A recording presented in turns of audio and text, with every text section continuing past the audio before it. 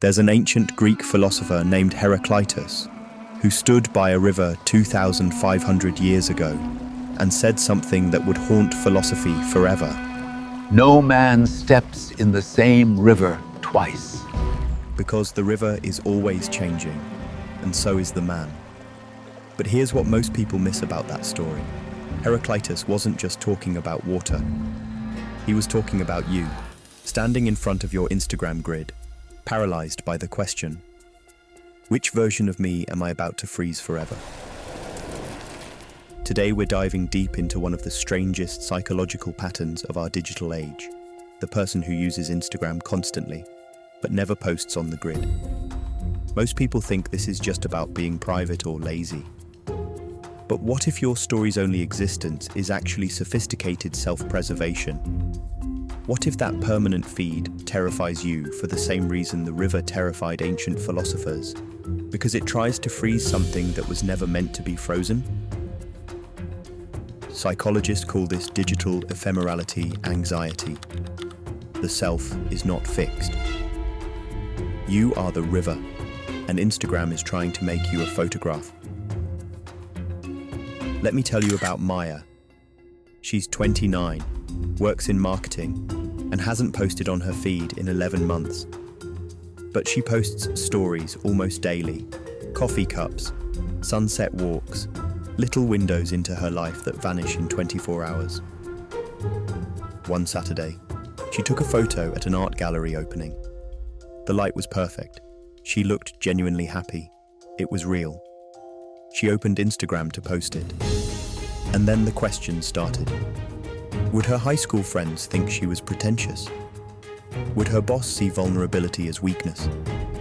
The caption cursor blinked and blinked. After 20 minutes, she posted it to her close friend's story instead, with no caption at all. Just the photo, just the moment. Gone in 24 hours. But 11 people replied, real replies. The kind of connection she actually wanted. And maybe you're Maya right now. Maybe permanence feels like a performance review, and stories feel like just being alive. Here's why this happens.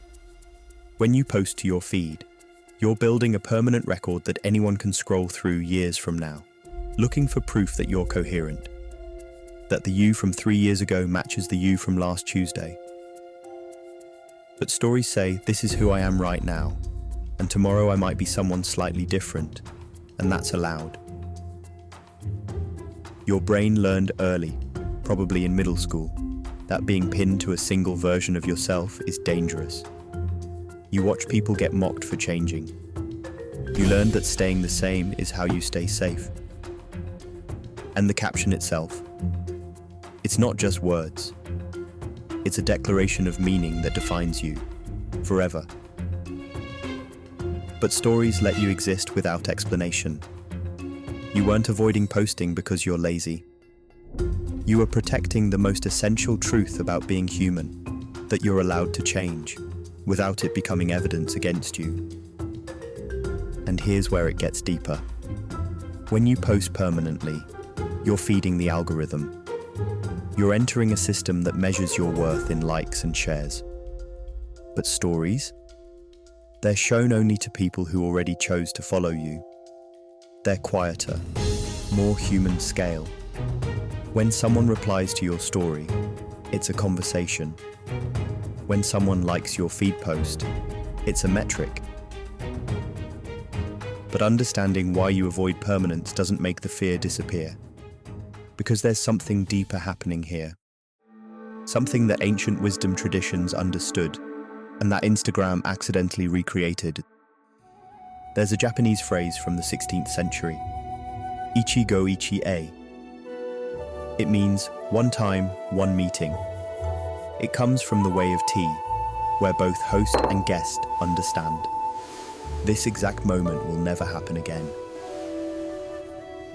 The tea master Sen no Rikyu taught his students something radical. One young student kept detailed records of every tea gathering, notes on the flower arrangement, the exact words spoken.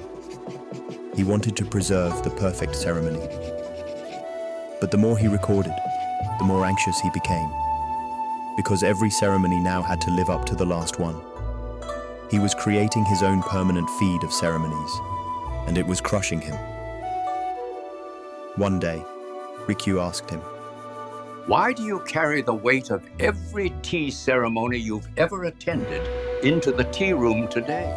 And he said something the student didn't understand for years. The moment you try to repeat the perfect ceremony is the moment you kill what made it perfect. Until one winter afternoon, when he found only a single camellia blossom in the tea room. No record could have predicted this flower. And in that moment, he finally understood. Ichigo Ichii wasn't about forgetting the past. It was about refusing to let the past determine the present. It was about meeting each moment as if for the first time. He stopped taking notes. Not because the ceremonies weren't important, but because his records were making him miss the ceremony happening right now. Your feed is your book of ceremonies. Your attempt to prove you make sense. But stories? Stories are Ichigo Ichii. They're your refusal to let past versions of yourself dictate present expression. They're your insistence that this moment is happening for the first and only time. The fear you feel when you try to post permanently? It's not weakness. It's wisdom. Permanence demands a coherent self.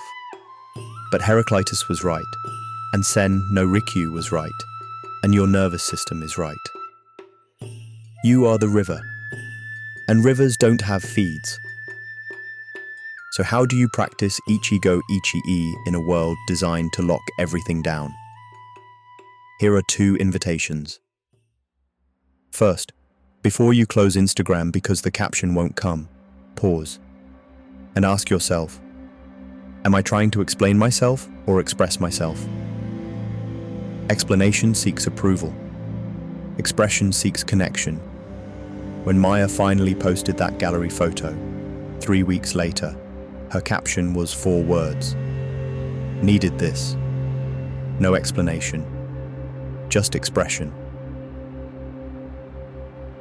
Second, the next time you feel that familiar resistance, the next time the caption cursor blinks and your chest tightens, pause. And instead of thinking, what's wrong with me? Try asking, what am I protecting? Because maybe you're not avoiding. Maybe you're honoring. Maybe your nervous system knows that you deserve to exist without being frozen, that you're allowed to be unfinished. That connection doesn't require permanence.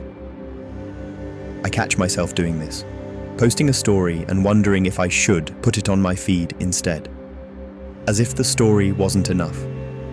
But now I ask myself, am I choosing the story because I'm afraid?